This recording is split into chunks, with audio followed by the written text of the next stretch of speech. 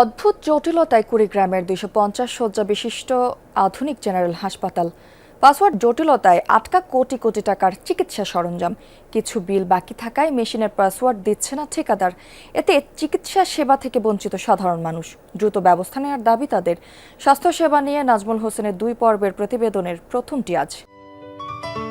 Ceylon টি রপ্তানিতে শীর্ষে।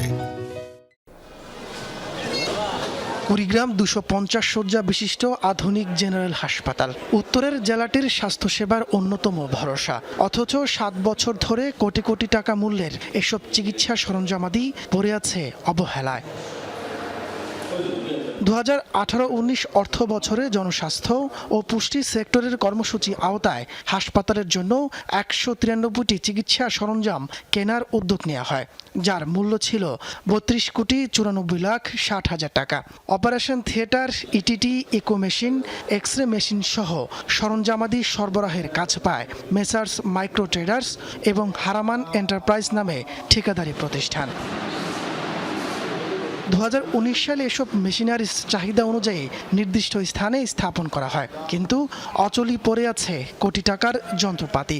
হাসপাতাল কর্তৃপক্ষের অভিযোগ, ব্যবহৃত না হলেও ১৭২টি সরঞ্জামের জন্য প্রায় ১২ কোটি টাকা বিল নিয়েছে ঠিকাদার। কিছু বিল পরিশোধ না হওয়ায় মেশিনের পাসওয়ার্ড দিচ্ছে না তারা। ইকো মেশিন একটা পাসওয়ার্ড চাচ্ছে, এই পাসওয়ার্ডটা আমরা আসলে জানি না। আর ইটিটি চালু হচ্ছে না, ইটিটি ডেমো সফটওয়্যার দেওয়া, আর ইটিটি ডেমো সফটওয়্যারের কারণে আমরা ইটিটি চালাতে পারিনি। পোর্টেবল এক্সরে মেশিন, এটার মূলত কাজ হচ্ছে ওয়ার্ডে নিয়ে গিয়ে মুমূর্ষ রোগীদের এক্সরে করানো হয়। তো এটা ডিসফাংশন হওয়ার কারণে মুমূর্ষ রোগীগুলা ওয়ার্ড থেকে এখানে নিয়ে এসে আমাদের ফিক্সড মেশিনে এক্সরে করে দিচ্ছে। এখন দামি দামি যন্ত্রপাতি, মোটামুটিভাবে ওটি লাইট, ওটি টেবিল, তারপর হচ্ছে অটোক্লেভ, তারপর সাকশন মেশিন দীর্ঘ সময় ধরে মোটামুটি 5 থেকে 7 বছর থেকে পড়ে আছে, ব্যবহৃত হচ্ছে। এন্ডোস্কোপি মেশিন চালু হলে আমরা আশা করছি যে আমাদের এখানে অনেক রোগী আছে, বিশেষ করে আমাদের ওয়ার্ডে যারা ভর্তি রোগী থাকে, তো ভর্তি রোগীগুলোর আমরা হাসপাতালেই এই সেবাটা দিতে পারবো। সব মেশিনারিজ সচল দেখিয়ে বিলের জন্য জোর তদবির চালাচ্ছে ঠিকাদার। এসব বিষয়ে যাচাই বাছাই কমিটি গঠন করা হলেও তা আলোর মুখ দেখেনি। ঊর্ধ্বতন কর্তৃপক্ষের সাথে আলোচনা করে দ্রুত যন্ত্রপাতি চালুর আশ্বাস দিয়েছেন হাসপাতালের তত্ত্বাবধায়ক। ঊর্ধ্বতন কর্তৃপক্ষের কাছে আমি আবার জানবো যে এগুলা কিভাবে খোলা যাওয়ার একটা রাস্তা খুঁজে দিব আমাকে। তাহলে সরকারি টাকায় কেনা যন্ত্রপাতিরা পড়ে সরকারি টাকা নষ্ট হয়ে যাচ্ছে, এটা তো আমাদের দায়িত্ব অবহেলার মধ্যেও পড়ে।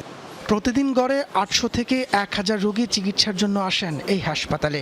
ভোগান্তি কমাতে দ্রুত ব্যবস্থা নেওয়ার দাবি তাদের। তাপস সরকার, যমুনা নিউজ।